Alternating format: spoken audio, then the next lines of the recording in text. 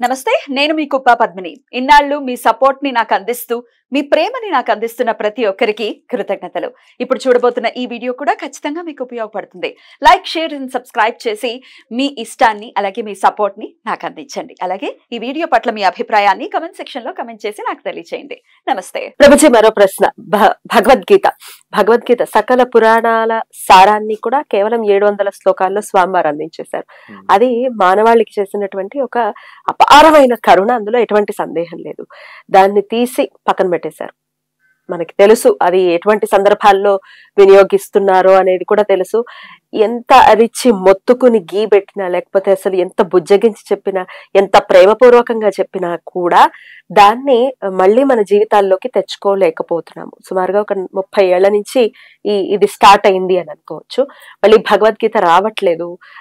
ఇప్పుడు నా ప్రయాణం కూడా ఇందులో స్టార్ట్ అయ్యి చాలా సార్లు నేను ట్రై చేశాను భగవద్గీత కానీ లేకపోతే ఇట్లా పురాణాల గురించి ఎక్కువ ప్రచారం, అసలు మోటోనే అది. కానీ మళ్ళీ వేరేలాగా డ్రైవ్ అయిపోయింది. ఈ రెమెడీస్ అని లేకపోతే ఈ స్పెషల్ రిచువల్స్ అని వీటి వైపు నన్ను డ్రైవ్ చేసేసారు మన ప్రేక్షకులు. సో ఎంత చెప్తున్నా భగవద్గీతను నేర్పించండి, లేకపోతే ఫస్ట్ అసలు చదువుకోండి, అది గనక అది బోధపడితే డెఫినెట్ గా మన జీవితం మారిపోతుంది అని అంటే వెళ్ళట్లేదు మనసుల్లోకి. ఎందువల్ల ఎక్కడ లోపం జరుగుతోంది? భగవద్గీతను మళ్ళీ ఎలా తెచ్చుకోవాలి జీవితంలోకి? అదంతా సామాన్య జనుల యొక్క ఎక్స్పెక్టేషన్స్ మీద ఆధారపడి ఉంటుంది. కర్మలు 3 రకాలండి. ఎన్నో రకాలు, కానీ ఇప్పుడు 3 రకాలు చెప్తాను. పాప కర్మలు, పుణ్యకర్మలు, భక్తి కర్మలు. పాప పుణ్యాలు మెటీరియల్ యాక్టివిటీస్, భౌతిక పరమైనటువంటి కర్మలు. భక్తి కర్మ అంటే స్పిరిచువల్ యాక్టివిటీ. ఇప్పుడు మీరు అన్నారు కదా చాలా రిచువల్ చేస్తారు అలా అని. చాలా మంది ఈ రిచువల్స్ చేస్తుంటారు కదా, వాళ్ళు ఏదో ప్రతిఫలాన్ని ఆశించి చేస్తుంటారు. ప్రతిఫలాన్ని ఆశించి చేసేది స్వార్థపూరితంగా చేసేటటువంటి ఆ కర్మలు భౌతిక కర్మలు.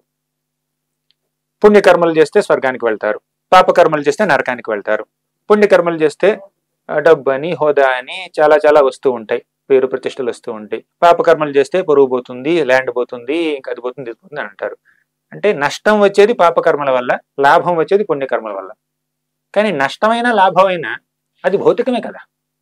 ఒక ఉదాహరణ చెప్పాలంటే, మీరు ట్రైన్లో వెళ్తున్నారు, మీరు హైదరాబాద్ నుంచి విజయవాడ వెళ్తున్నారు ట్రైన్లో. అది ఏసీ కంపార్ట్మెంట్లో వెళ్ళారనుకోండి కొంచెం సౌకర్యంగా ఉంటుంది. జనరల్ కంపార్ట్మెంట్లో వెళ్ళారనుకోండి చాలా కష్టంగా ఉంటుంది. అదే మధ్యలో స్లీపర్ క్లాస్లోకి వెళ్తే కొంచెం మీడియంగా ఉంటుంది అనమాట. మీరు ఏసీ కంపార్ట్మెంట్ లో ట్రావెల్ చేస్తున్నారు కదా అని డెస్టినేషన్ తొందరగా వెళ్తారా? ఒకేలాగా రీచ్ అవుతాం. అంటే ఉన్నది ట్రైన్ లోనే కదా, ఫ్లైట్ లో కాదు కదా. గంటలో వెళ్ళారు, 6 గంటలు 8 గంటలు ఎంత పట్టాలో అంత పడుతుంది. అలాగా అదే విధంగా మీరు స్వర్గంలో ఉన్నా, నరకంలో ఉన్నా, భూలోకంలో ఉన్నా, భౌతిక జగత్తులో ఉన్నట్టే. స్వర్గం ఎక్కడ ఆధ్యాత్మిక జగత్తులో లేదు, అది కూడా భూలోకమే, అది కూడా భౌతిక జగత్తే, మెటీరియల్ యూనివర్స్. ఇప్పుడు 14 భువన భాండాలు ఉంటాయి అంటే తెలుసా? 14 లోకాలని. అందులో భూలోకం అనేది మధ్యలో ఉంది. భూలోకం కింద, భూమండలం లోపల అతల వితల సుతల రసాతల అని ఒక 7 లోకాలు ఉన్నాయి. కింద లోకాలు, భూలోకం 8వ అనమాట ఆ ప్లేన్. పైన భౌరలోకం, పైన స్వర్గలోకం, తర్వాత జనలోకం, మహాలోకం, తపలోకం, సత్యలోకం అని అలా పైన 7 లోకాలు ఉన్నాయి. స్వర్గలోకం అంటే భూలోకం కన్నా పైన ఉంది, అక్కడ దేవతలు ఉంటారనమాట. అక్కడ ఫుల్ ఎంజాయ్మెంట్ ఉంటుంది. ఓకేనా? పాతాళ లోకం, కింద లోకాలని కొంచెం కష్టాలు ఉంటాయి. ఇక్కడ మిక్స్డ్ అనమాట. భూలోకంలో మిక్స్డ్, కాస్త కష్టం కాస్త సుఖం, కొంచెం ఉప్పు కొంచెం కారం, అలా కొంచెం తీపి కొంచెం కారం అలా ఉంటుంది అనమాట. ఇప్పుడు ఇది స్లీపర్ కంపార్ట్మెంట్ లా అనమాట, అది ఏసీ కంపార్ట్మెంట్, ఇది జనరల్ కంపార్ట్మెంట్, ఇంకా తక్కువేమో టికెట్ లేని ప్రయాణం ఏమో. ఓకేనా? అలా ఉంటుంది అనమాట. కానీ మనం ట్రైన్ నుంచి బయటపడాలి అంటే, అందరికి ఫ్లైట్ ప్రయాణం చేయమని చెప్పట్లేదు నేను, అది కాదు ఇక్కడ పాయింట్. మనం స్పిరిచువల్ ప్లేన్ లోకి వెళ్ళాలి, మెటీరియల్ ప్లేన్ లో ఉండకూడదు అనమాట. ఇప్పుడు స్వర్గలోకానికి వెళ్ళామనుకోండి, అక్కడ చాలా ఆనందం ఉంటుంది. కానీ క్షీణే పుణ్యే మర్త్యలోకం విశంతి. స్వర్గలోకంలో ఎంతకాలం ఉంటారు? మీ పుణ్యకర్మలు చేశారు కదా మీరు, దాని ఫలితం మీ దగ్గర ఎంతసేపు ఉంటుందో, ఎంత కోటా ఉంటుందో అంతవరకు మాత్రం ఉంటారు. మళ్ళీ వచ్చేస్తాం, మళ్ళీ భూలోకం రావాల్సింది. క్షీణే పుణ్య మర్త్యలోకం విశంతి. బాగా డబ్బులు సంపాదించారు అంటే బాగా పుణ్యం సంపాదించారు, యజ్ఞాలు చేసి, యాగాలు చేసి, వ్రతాలు చేసి నోములు చేసి అది చేసి చాలా చాలా పుణ్యం సంపాదించేశారు. మీరు పుణ్యకర్మలు చేశారు, పుణ్య ఫలితం ఇంత ఉంది, అంతసేపు స్వర్గంలో ఉంటారు. అది అలా తగ్గిపోతుంటది కదా, ఛార్జింగ్ అయిపోతుంటది కదా, కింద పడిపోతారు. సో అక్కడ మళ్ళీ సముపార్జించుకునే ఆస్కారం లేదు. లేదు. అది ఏమిటంటే మీ పుణ్య ఫలాన్ని అనుభవించే ప్రదేశం. అంతే అంతే. దేవతలు వీళ్ళందరూ గొప్ప గొప్ప దేవతలు ఉన్నారు కదా, ఇక్కడ పాప ఫలితాన్ని అనుభవించే ప్రదేశం నరకం. అది పాప పుణ్యాల్ని సముపార్జించుకునే ప్రదేశం భూలోకం. అదనమాట. కానీ ఇది పాపకర్మలు పుణ్యకర్మల గురించి చెప్పాను. మూడోది ఏమిటి? భక్తి కర్మ, స్పిరిచువల్ యాక్టివిటీ. అది పాప పుణ్యాలకు అతీతం. అది చేస్తే అటువంటి పుణ్యకార్యాలు కాదు, స్పిరిచువల్ పైటీ, అటువంటి ఆధ్యాత్మిక కార్యక్రమాలు చేస్తే, నిస్వార్థంగా భగవంతుడిని సేవిస్తే, శాస్త్రాలు పఠిస్తే, భగవన్ నామాన్ని జపిస్తే, అప్పుడు శ్రవణ కీర్తన స్మరణ వందన ఇవన్నీ చేస్తే, అప్పుడు మనం ఈ భౌతిక జగత్తుకి అతీతంగా ఆధ్యాత్మిక జగత్తులోకి వైకుంఠంలో ప్రవేశిస్తాం. వైకుంఠం, గోలోకం. అలా భగవంతుడికి ఎన్నెన్నో రూపాలు ఉన్నాయి. ప్రతి రూపానికి ఒక పెద్ద లోకం ఉంది. నరసింహస్వామికి ఒక లోకం ఉంది, వామన దేవుడికి ఒక లోకం ఉంది. అలా విష్ణువు నారాయణుడికి, వాసుదేవ సంకర్షణ ప్రద్యుమ్న అనిరుద్ధానికి ఎన్నెన్నో రూపాలు ఉన్నాయి. కృష్ణుడు, రాముడు, అలా అయోధ్యాలోకం, తర్వాత గోలోకం అని ఎన్నెన్నో ఆధ్యాత్మిక లోకాలు ఉన్నాయి. అక్కడికి వెళ్తే మళ్ళీ రావాల్సి నివర్తంతే తద్ధామ పరమమ్మ. అక్కడికి వెళ్తే మళ్ళీ రిటర్న్ లేదు, రిటర్న్ టికెట్ లేదు, అది వన్ వే టికెట్. ఇక్కడ ఏంటి రిటర్న్ అనమాట. ఎంతసేపు మీరు ఎంతసేపు బుక్ చేసుకున్నారు, ఎంతసేపు పుణ్యం ఎంత ఉంటే అంత. ఓకేనా? అది అది ఈ రిచువల్స్ ఇవన్నీ ఉంటే చూడండి, దాంట్లో చాలా మటుకు పుణ్యాన్ని సంపాదించుకునే మార్గాలు అవి. పుణ్యం సంపాదించుకుని స్వర్గలోకానికి వెళ్తారు. ఆ పుణ్య ఫలితం అయిపోగానే క్షీణించిపోగానే క్షీణే పుణ్య మర్త్యలోకం విశంతి అంటే ఈ భూలోకానికి వస్తారు. కానీ దీని నుంచి పూర్తిగా అకౌంట్ క్లోజ్ చేయాలంటే మెటీరియల్ అకౌంట్, దానికి మనం భక్తి కర్మలు చేయాలి. కృష్ణుడు అంటాడు భగవద్గీతలో, మత్కర్మ కృన్మత్ పరమో మద్భక్త సంగవర్జిత. మత్కర్మ కృన్ అంటే నా కర్మలు చెయ్యి. నా కర్మలు అంటే శ్రవణం, కీర్తనం, స్మరణం, పాదసేవనం, అర్చనం, వందనం, దాస్యం, సాఖ్యం, ఆత్మనివేదనం, నవవిధ భక్తి మార్గాలు. ఎటువంటి భౌతిక ప్రతిఫలాన్ని ఆశించకుండా నిస్వార్థంగా భగవంతుడిని ప్రేమిస్తే, ప్రేమతో భగవంతుడిని సేవిస్తే, అప్పుడు మనం భగవద్ధామానికి చేరుకుంటాం. అక్కడికి వెళ్తే అక్కడ కష్టం సుఖం లేదు, జన్మ మృత్యు జరా వ్యాధి లేదు, birth death old age disease లేదు. అక్కడికి వెళ్తే యద్గత్వాన్ని నివర్తంతే తద్ధామ పరమమ్మ. ఆత్మగా మనకు ఒక శాశ్వతత ఉంటుంది. ఇలా ఒక జీవితం నుంచి ఇంకో జీవితానికి, ఒక దేహం నుంచి ఇంకో దేహానికి ప్రయాణించవలసినటువంటి అగత్యం మనకు లేదండి. ఈ జనన మరణ చక్రాల నుంచి మనం బయటపడాలి. అదే ఆధ్యాత్మిక జీవనం యొక్క పరమార్థం. మీరు పుణ్యకర్మలు చేసి స్వర్గలోకానికి వెళ్తే జనన మరణ చక్రాల నుంచి బయటపడినట్టు కాదండి, ఒక హై గ్రేడ్ లైఫ్ ని లీవ్ చేస్తున్నట్టు. అక్కడ అయిపోతే మళ్ళీ కిందకి రావాల్సింది. అది అలా కాకుండా మనం జనన మరణ చక్రాల నుంచి అతీతంగా భగవద్ధామానికి ఎలా చేరుకోగలుగుతాం, దాని గురించి ఆలోచించాలి. అది నిజమైనటువంటి బుద్ధి. దాన్ని సోల్స్ ప్రోగ్రెషన్ అని అనొచ్చు. రైట్. అదే భగవద్గీత గురించి మాట్లాడుకుంటే, దాన్ని వదిలేసుకున్నాము, మళ్ళీ తెచ్చుకోవాలి, వస్తుందా? మళ్ళీ ఈ రానున్న రోజుల్లో మనం చూడగలమా పూర్వ వైభవం? చూడగలమా అంటే ఖచ్చితంగా చూడగలం. దాన్ని ఎంతమంది ప్రయారిటైజ్ చేస్తున్నారు, అలా ప్రయారిటైజ్ చేసే వాళ్ళకి ఎన్ని అవకాశాలు వస్తున్నాయి. భగవద్గీతలో ఉన్నటువంటి జ్ఞానాన్ని ఈ ప్రపంచానికి అందించడానికి కొంతమంది పాటుపడుతున్నారు, కొంతమంది చేస్తున్నారు, వారి యొక్క శక్తి మేరకు వాళ్ళు చేస్తున్నారు. కానీ అలా చేసే వాళ్ళకి ఎన్ని అవకాశాలు వస్తున్నాయి. వాళ్ళకి అవకాశాలు ఇంకా ఎక్కువ వస్తాయి. ఇప్పుడు మీ మీడియా ఉంది, ఇంకా చాలా చాలా ఉన్నాయి.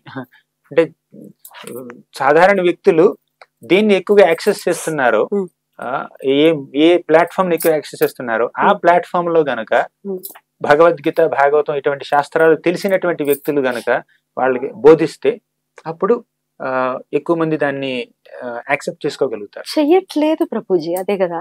ఇప్పుడు ఇలా చాలా ప్రయత్నాలు చేస్తూ ఉంటే దానికి వచ్చే వ్యూస్ 150, 200. అదే ప్లేస్ లో ఇంకొక రెమెడీ గురించి ఏదైనా వీడియో పెట్టామనుకోండి, 1000, లక్షలు చూసిన సందర్భాలు కూడా ఉన్నాయి. ఇట్లా చాలా డిసప్పాయింట్మెంట్, రకరకాల ఆస్పెక్ట్స్ ఉంటాయి. ఇప్పుడు కమర్షియల్ గా మనం రెసిప్రొకేషన్ గురించి ఆలోచించాం అనుకోండి, అంటే వీళ్ళు ఎక్కువ మంది చూడట్లేదు, దేనికి ఎక్కువ వ్యూస్ వస్తున్నాయో దాంట్లో అటువంటి కంటెంట్ నేను క్రియేట్ చేస్తాను అని మనం అనుకున్నాం అనుకోండి. అలా అందరు ఛానల్స్ అనుకున్నారు అనుకోండి, మొత్తం ప్రపంచంలో ఉన్నటువంటి మీడియా అంతా అలాగే అనుకుంది అనుకోండి, మార్పు ఎక్కడ వస్తుంది? మార్పు రాదు. అది ఎవరో కొంతమంది అట్లీస్ట్ దీనికి కమిట్ అవ్వాలి. చూసినా చూడకపోయినా మనకి ఎన్ని వ్యూస్ వచ్చినా కూడా మేము దీనికి కమిట్ అవుతాం అని. అప్పుడు ఆ కన్సిస్టెంట్ గా అటువంటి కంటెంట్ వస్తుంది అనుకోండి, అప్పుడు జనాలు ఎక్కువ పెరుగుతారు అనమాట. ఎందుకంటే దీనికి ఆదరణ లేదు అని చెప్పి మనం అటు నుంచి ఆలోచిస్తున్నాం. ఇది మనకి ఇవ్వాలి అని ఆలోచించాలి కానీ వాళ్ళు తీసుకోవట్లేదు కాబట్టి వాళ్ళు ఏం తీసుకుంటే అదే ఇస్తాం అన్నటువంటి ఆలోచన ఉంది అనుకోండి, అప్పుడు ఇది సైడ్ లైన్ అయిపోతుంది. అలా ఇచ్చేవాళ్ళు అలా ఆలోచించాలి. ఇంకో మాట ఏమిటి తెలుసా, పూర్తిగా వాళ్ళ తప్పు కూడా కాదండి. మనం భగవద్గీత, భాగవతం ఇటువంటి స్పిరిచువల్ గ్రంథాలని, అందులో ఉన్నటువంటి జ్ఞాన సంపదని మనం వారికి రెలవెంట్ గా చెప్పాలండి. ఇప్పుడు చక్కటి మిల్క్ స్వీట్ ఉంది, చక్కగా వండారు, పాయసం వండారు, ఎవడికి అజీర్తి రోగం ఉంది. ఆ అజీర్తి రోగం ఉన్నటువంటి వ్యక్తికి మనం ఇది ఇచ్చామనుకోండి అరగదు, అవునా? దానికి ఏం చేయాలి, కొంచెం డైల్యూట్ చేసి చిన్న మిల్కో లేకపోతే కషాయం కాసి ఇచ్చారు అనుకోండి, అంటే అదే సేమ్ మెడిసిన్ వాడికి ఎంత డోస్ కావాలో అంత డోస్ ఇవ్వాలి. మెడిసిన్ మార్చకూడదు. ప్రాబ్లం ఎక్కడొస్తుంది, మెడిసిన్ మార్చేస్తున్నాం. ఇదే మెడిసిన్ ని వీడికి ఎంత డోసు సూట్ అవుతుందో అంత డోసులు ఇవ్వగలిగితే, అంటే మీరు భగవద్గీతలో ఉన్నటువంటి జ్ఞానాన్ని అర్థమయ్యే విధంగా సరళంగా డైజెస్టబుల్, లాజికల్, రిలేటబుల్, రిలవెంట్ గా చెప్పాలి. ఇది నాకు ఎలా ఉపయోగపడుతుంది అన్నదాన్ని ఒక వాళ్ళకి అర్థమయ్యే విధంగా చెప్పాలి. కొంచెం చాలా సార్లు ఏమిటంటే ప్రెజెంటేషన్ అక్కడ ఉంటుంది, వ్యక్తి ఎక్కడ ఉంటాడు, కనెక్ట్ చేసుకోలేకపోతాడు. మీరు ఎంత ప్రయత్నం చేసినా కనెక్ట్ చేసుకోలేకపోతాడు. దాన్ని ఇక్కడ తీసుకురావాలి మీరు. వాళ్ళకి నిజ జీవితంలో ఎలా అది రిలవెంట్ గా ఉంటుంది, ఇమీడియట్ గా వాళ్ళకి వచ్చేటటువంటి ప్రతిఫలం ఏమిటి. చాలా మంది ఇమీడియట్ రిజల్ట్స్ కోసం చూస్తుంటారు. ఓకేనా? అట్లీస్ట్ భగవద్గీతలో కొన్ని శ్లోకాలు కానీ కొన్ని ఫిలసాఫికల్ కాన్సెప్ట్స్ ఉన్నాయి. వాటిని వాళ్ళకి వెంటనే అర్థం చేసుకునే విధంగా, ఇమీడియట్ గా ప్రాక్టికల్ లైఫ్ లో రెలవెంట్ అయ్యే విధంగా మనం చెప్పగలిగితే అప్పుడు వాళ్ళు స్వీకరిస్తారు. అటువంటి లూసిడ్ ప్రెజెంటేషన్స్ ఎక్కువ ఉండాలి. సరళంగా అన్నారు కదా మీరు, అలా సరళంగా చెప్పగలిగేటటువంటి ఒక ప్రోగ్రామ్ మనం చేస్తే అప్పుడు యాక్సెప్టబిలిటీ పెరుగుతుంది అనమాట. ఈ వ్యూవర్స్ ని, యూట్యూబ్ ని పక్కన పెట్టేసి మనకి మనం నేను దగ్గర అవ్వాలి, కృష్ణుడికి దగ్గర అవ్వాలి, లేకపోతే భగవద్గీతకి దగ్గర అవ్వాలి. దగ్గర అవ్వటం అంటే ఆయనకి ఏదో మనం ఫేవర్ చేయడం కాదు, మనకు మనం ఫేవర్ చేసుకుంటాం. సో మరి నేను దగ్గర అవ్వాలి అనుకుంటే నా చిత్తాన్ని ఎలా రెడీ చేయాలి, ఎలా దాని వైపుకి మళ్ళించుకోవాలి? మనం ఇంతకుముందు అన్నట్టు నేను కొంచెం లాజికల్ గా ఆలోచించాలి. ఇప్పుడు ఫలానా రిచువల్ చేస్తున్నారు, పుణ్యకార్యం చేస్తున్నారు, దానివల్ల నాకు వచ్చే ప్రతిఫలం ఏమిటి? ఏదో కష్టంలో ఉన్నాను, దాని నుంచి బయటపడాలి. కోర్టు కేసు ఉంది, దాని నుంచి బయటపడాలి. పిల్లకి పెళ్లి అవ్వట్లేదు, దాని నుంచి బయటపడాలి. ఏదో దోషం ఉంది, ఈ వంగరాలు పెట్టుకోవాలి, లేకపోతే ఇది వేసుకోవాలి, తాయితలు కట్టుకోవాలి, అప్పుడు ఆగుతూ అలా చూస్తుంటారు అనమాట. సరే, ఆ ప్రాబ్లం నుంచి బయటపడ్డాను. నెక్స్ట్ ఏంటి? చావు నుంచి బయటపడగలను నేను. ఫలానా ప్రాబ్లం, ఈ జీవితంలో నాకు వచ్చినటువంటి ఆ ప్రాబ్లం నుంచి బయటపడ్డాను, 1 సంవత్సరంలో బయటపడ్డాను, నమ్మకం పెరిగిపోతుంది. ఆహా, ఇది తాయితే కట్టుకోవాలి, ఇదే పెట్టుకోవాలి అని. కానీ మరణం నుంచి బయటపడతామా? వృద్ధాప్యం నుంచి బయటపడతామా? మళ్ళీ పునర్జన్మ లేకుండా బయటకు వస్తామా? సింపుల్ లాజిక్ ఆలోచిస్తే అసలు నేను ఎందుకు ఇలా కష్టపడుతున్నాను ఈ శరీరం ఉండడం వల్ల? అసలు జన్మే లేకుండా ఉంటే, అసలు జన్మే లేని పరిస్థితి ఉందా? చావే లేని పరిస్థితి ఉందా? ఇక జన్మ మృత్యు జర వ్యాధి అంటే ఎటువంటి రోగం లేనటువంటి పరిస్థితి ఉందా? ఇప్పుడు రోగం వచ్చింది, ఆ రోగాన్ని నివారణ చేసుకోవడం కోసం ముందు వెతుకుతున్నారు. అదే రిచువల్స్ ఇవన్నీ అనమాట. అసలు రోగం రాకుండా ఉండాలంటే అటువంటి జీవనం ఉంటుందా? అది ఆలోచించాలి మనం. అప్పుడు భగవద్గీత మనకి నిజమైనటువంటి ఇమ్మోర్టాలిటీ ఇస్తుంది, శాశ్వత జీవనాన్ని ప్రసాదిస్తుంది అనమాట. ఇప్పుడు మనం కేవలం మనకు వచ్చేటటువంటి వ్యాధుల నుంచి బయటపడాలి అంటే పెయిన్ కిల్లర్ వేసుకుంటాం. అసలు పూర్తిగా వ్యాధి లేకుండా ఉండాలంటే సరైన మందు వేసుకుంటాం. అదే విధంగా మనం లాజికల్ గా ఆలోచించి భగవద్గీత మనకి ఏం చెప్తుంది? యద్గత్వా ననివర్తంతే తద్ధామ పరమమమ. మనం జన్మ మృత్యు జరా వ్యాధుల నుంచి బయటపడి ఇంకా పునర్జన్మ నవిద్యతే, పునర్జన్మే లేనటువంటి ఆ పరిస్థితికి, శాశ్వతమైనటువంటి ఆ లోకానికి తీసుకువెళ్తుంది అన్ని ఆ ఒక్క మాటని గనక మనం దానికి వాల్యూ ఇస్తే అప్పుడు దానికి నేనేం చేయాలి? ఎటర్నల్ లైఫ్ కోసం నేనేం చేయాలి?